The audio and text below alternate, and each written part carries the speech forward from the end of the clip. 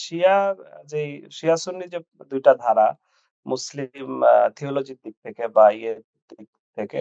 তো সেইটার একটা হলো যে আ শিয়া এখানে যারা শিয়া আ আমা প্রভাবটা এখানে ছড়ানোর যে প্রক্রিয়াটা সেটা হলো মূলত আ শাসক সম্প্রদায় যারা আসছিলেন এখানে মানে বিশেষ করে যারা এখানে আ শাসন ক্ষমতা যাদের হাতে ছিল নবাব বা সুলতান তাদের একটা বড় অংশ আসছিলেন আ আফগানিস্তান বা আ তো তুর তুর মানে তুর্কিস্তান এসব অঞ্চল থেকে।